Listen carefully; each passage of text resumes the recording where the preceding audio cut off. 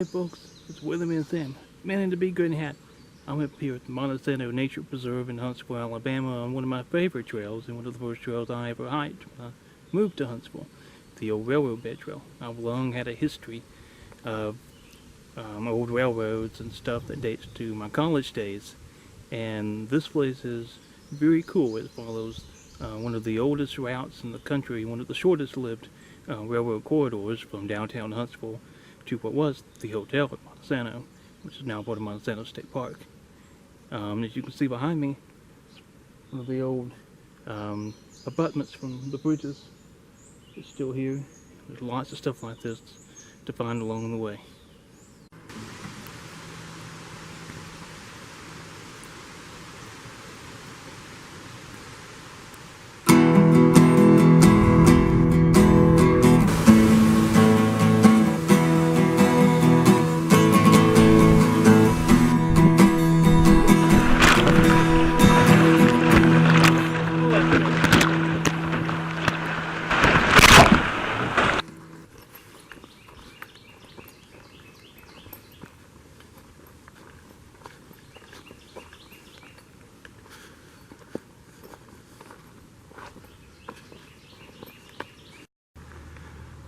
Okay, we're up here at the turnoff for the old railroad bed trail, and we got a few wildflowers I want to share with you.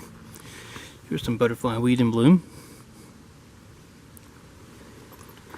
And over here we've got St. John's wort. Always a cool find.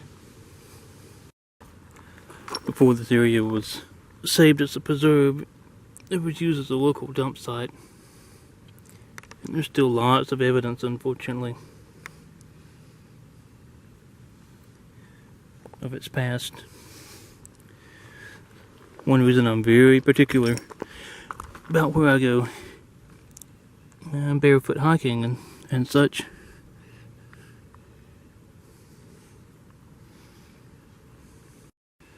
Now we've reached the main junction for the old railroad bed trail. It's quite a little an intersection here. The bluff line runs on the path that we've been following, and the old railroad bed runs to the right there.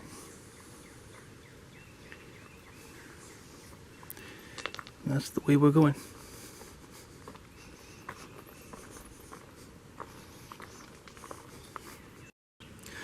This side ahead is the first of 6 trestle foundations that helped negotiate the steep slopes of Monte Sano Mountain. Since the wheels and tracks were made of steel, the train was forced to ascend and descend the mountain using a series of switchbacks in its course. The trestles and bridges made it possible to cross the creek beds and drainage gullies along the way.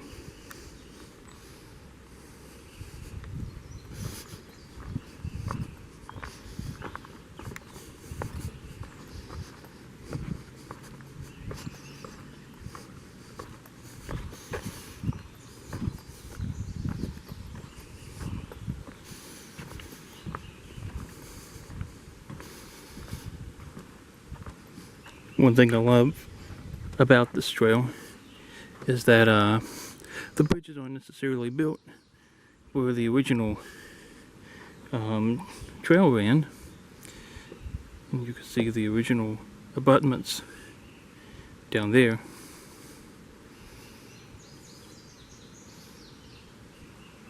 And we got some water flowing still.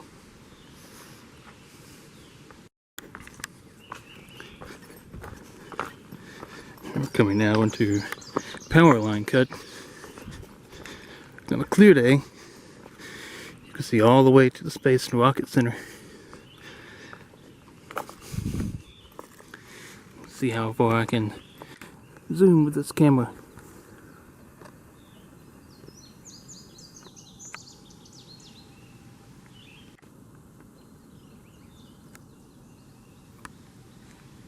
Good bit of haze here today, so it's hard to that's the hospital.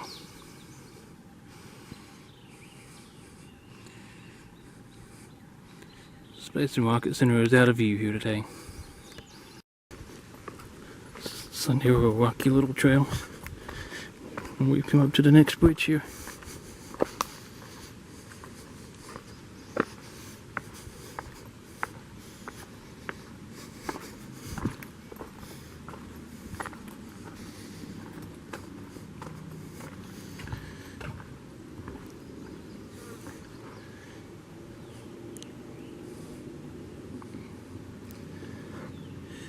streams are mostly dry in the summer. But you can find a number of waterfalls out here in the wintertime, early spring. I'll walk down to this bridge abutment. May have walked down and visit all of them along the route.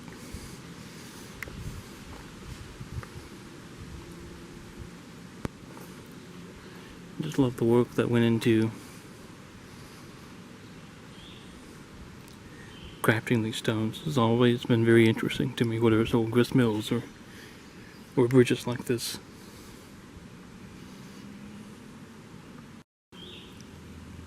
We're going to get a little off trail here and go down and see the top of this waterfall. I know there ain't going to be much flowing over it, but Monte Sano isn't necessarily known for its waterfalls. But if you know where to look, study the maps a bit and just kind of understand the terrain, you can find them. That was a little skink that went under the boulder.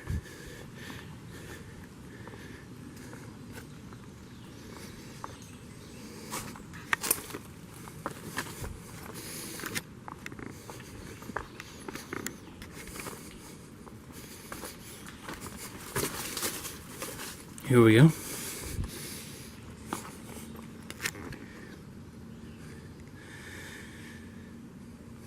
Yeah, from top to bottom, that's a good 15-20 foot drop, not counting the cascades below and the cascades all the way down.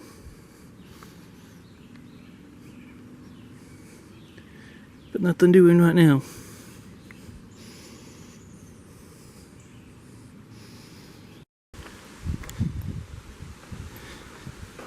Interesting little spot. This is the kind of thing you see on the Natchez Trace of the old pathways, where so much use has resulted in ruts in the road. And in this case, in order to keep a level corridor for the railroad to pass through, these areas were dug out as mini canyons.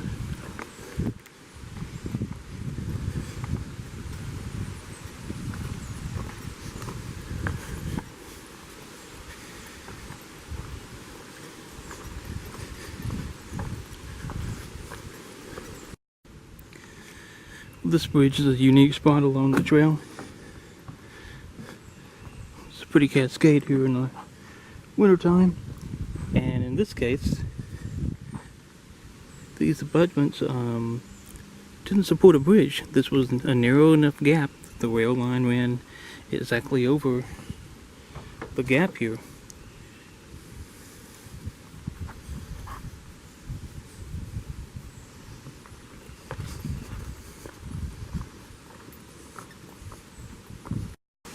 There's lots of little favorite spots of mine along this trail. This little small boulder garden, kind of along the last little bit of the dugout section, is one of them. It's just a neat little spot to me.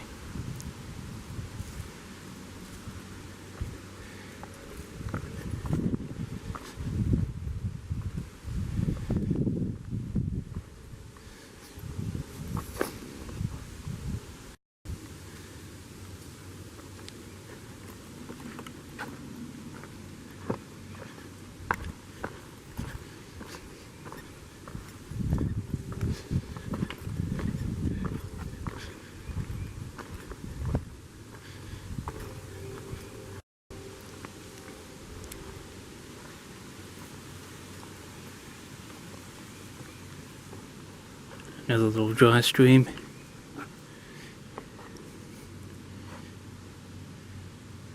And falls further down.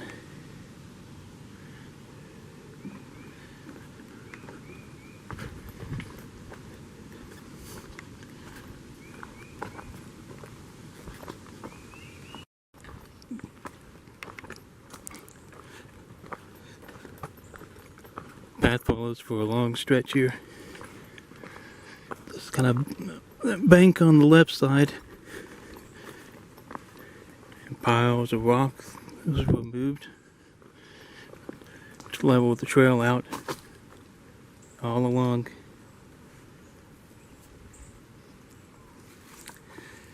It's rough on your feet if you don't have good shoes. It's very uneven.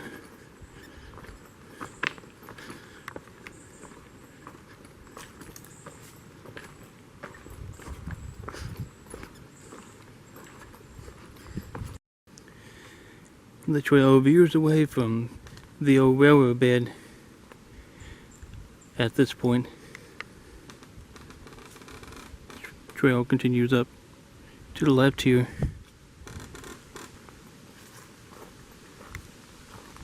The old railroad path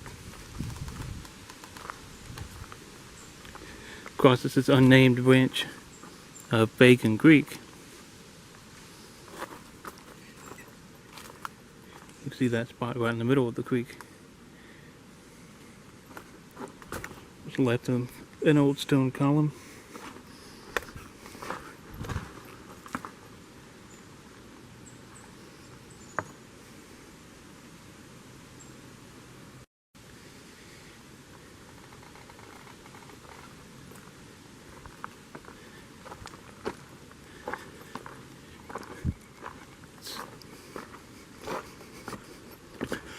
Crossing that branch above the old railroad bed. It's below a nice set of cascades here in the spring and winter.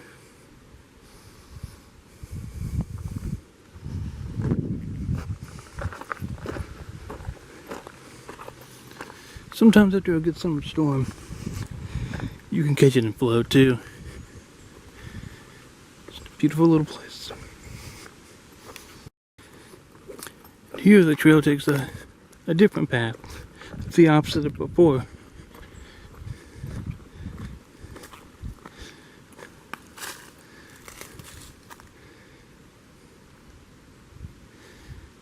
These boulders have collapsed down into this old railroad bed here.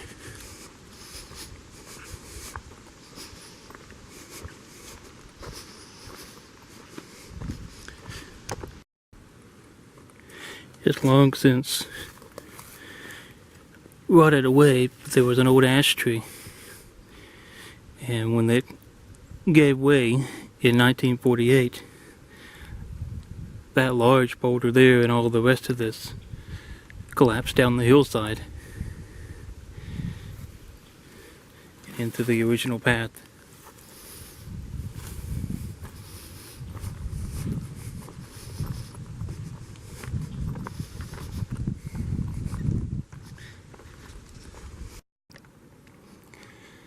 We're standing on a bridge here, looking upstream of what's a tall cascade, completely dry at the moment.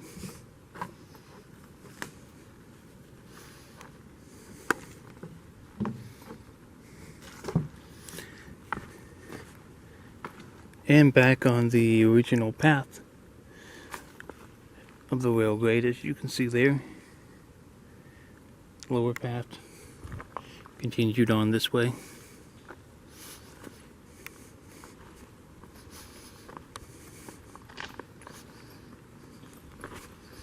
We're going to walk out to the edge here.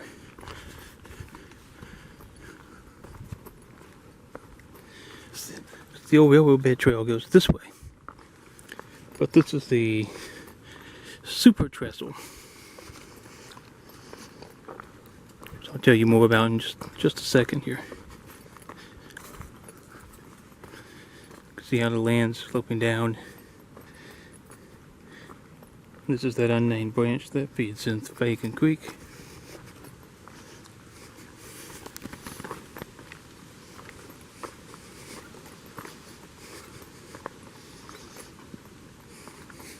And the trail wraps around, it comes down the hillside and meets back up with this at the bottom.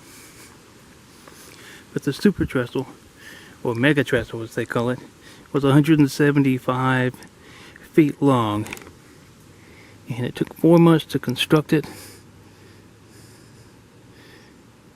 Oh no, I'm telling you wrong. It took 2 months to construct this alone, And the entire railroad was constructed in 4 months. And this is the longest span on this railway.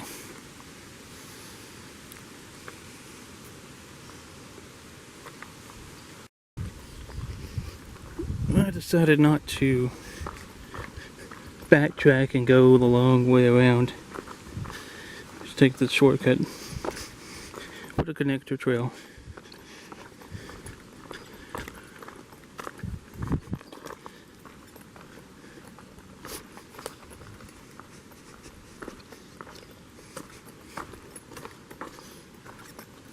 Here's a look up as that bridge abutment.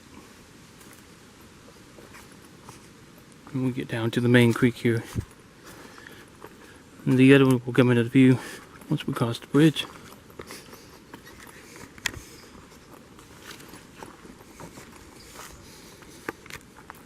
These stones here were part of the old bridge too.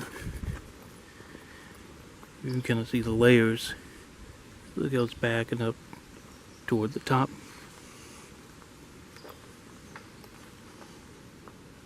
And then as it continues along here, and here, and here, on up to the other side there. This is an interesting place to come during the summer, because you can get down in these deep pools. I'll sit you on a rock here so you can see just how deep these pools are.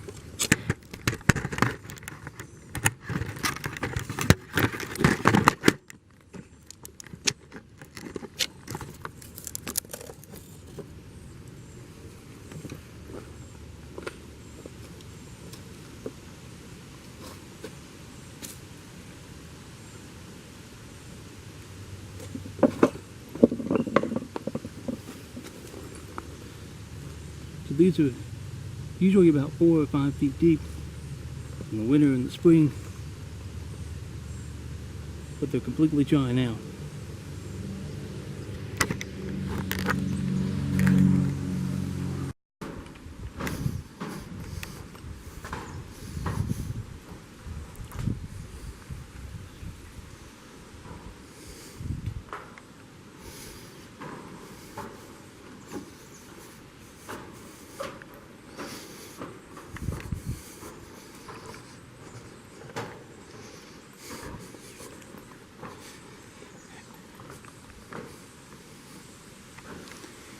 The other end of the mega trestle.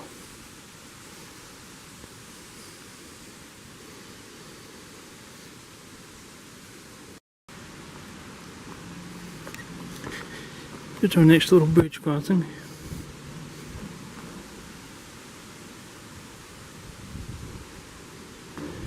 It's just out of view, but up where that rock line is where the train ran before making the switch back and coming back this way.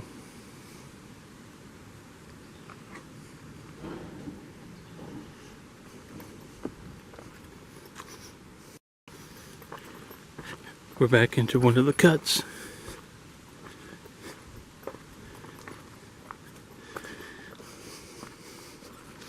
And we're also closing in on the last trestle here.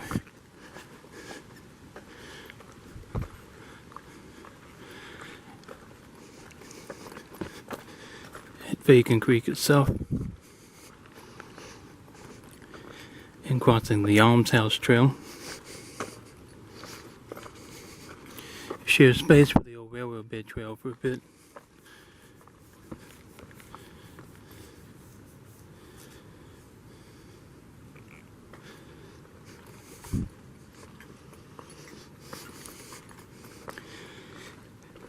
If you were to have gone to the left at that junction, it takes you down one of the prettiest spots in the entire nature preserve, along Bacon Creek and past the spring,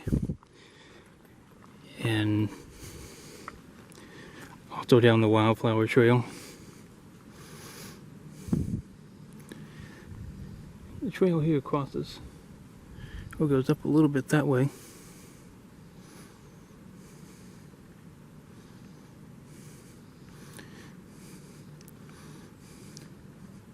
So technically that's a social trail, and that just gets you above this nice cascade here.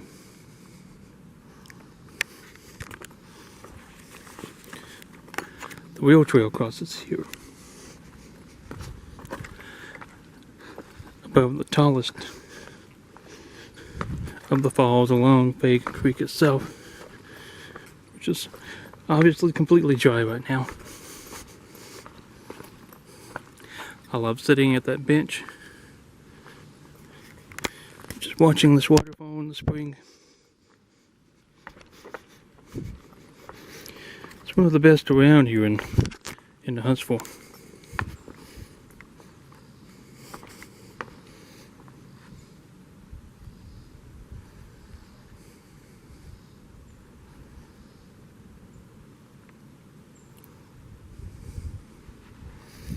Just a few little pools left.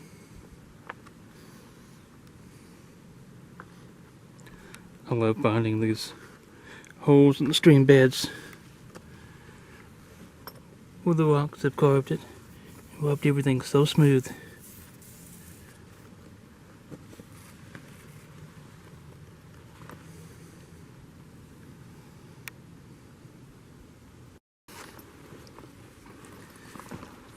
Block the sun here so you can see this. These scrapes are from deer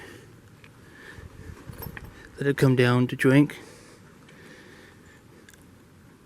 Likely from these two little spots. This is the last remaining water in this area. I love looking for tracks and signs, wildlife.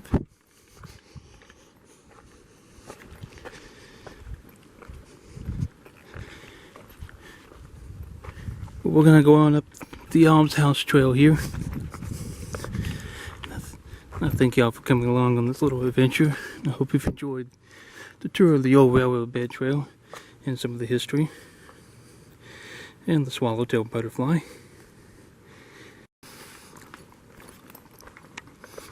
I almost ended this video back there at the main falls, but it wouldn't really do this trail justice to stop it there. The whole point of these videos is to give you kind of a comprehensive idea of what you're going to see and find out on any of these trails and places I explore. And I want that to be consistent.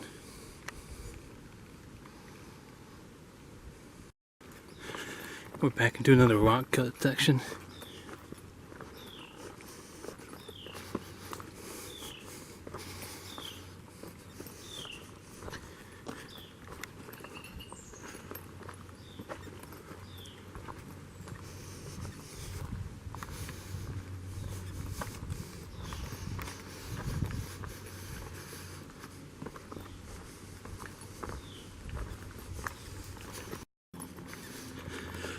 Easy walking through here.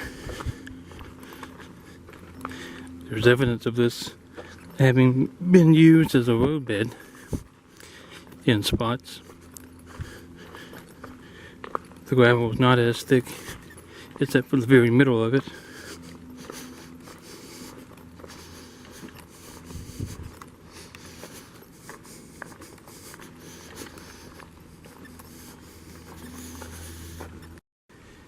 We entered the power line cut full of hedge parsleys and coneflowers and a little bit of mullein and white leaf cup. All kinds of interesting little wildflowers in this little environment. It's amazing how much just a small change in canopy coverage or soil type or a water source and alter what you see, what you find.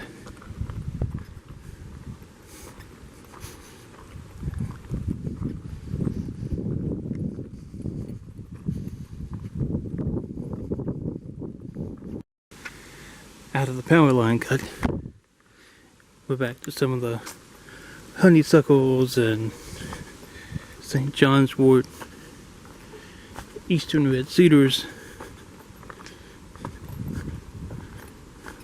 bush clovers, things like that. Here's one of the little leaf cups. Now granted, I see these guys closer to or more proliferated in a wet area.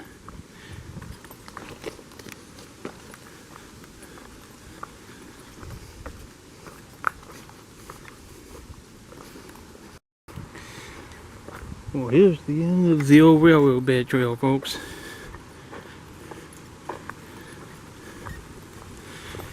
Back to this, where we've arrived at this apartment complex. Off a little road down from Bankhead Parkway.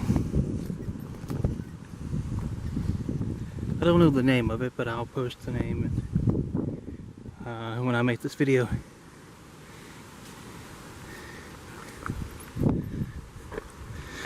Now we're going to backtrack and take the toll gate trail out.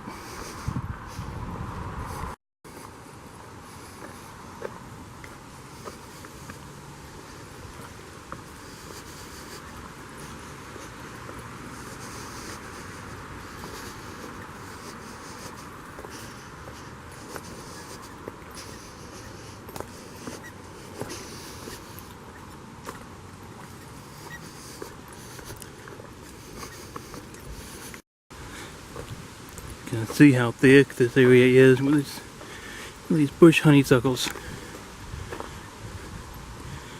You can't see a thing on either side.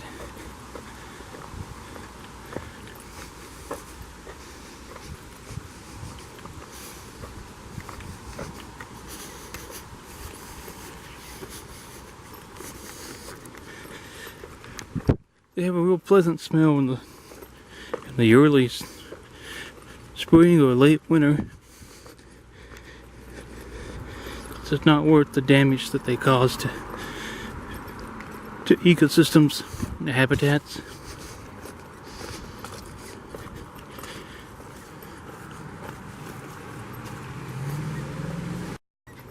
Well, we're on the last leg of this, folks. I thank you for coming along on the adventure, seeing the history of the old railroad bed here, and hope you enjoyed it. I'll see you next time, and keep exploring and stay wild.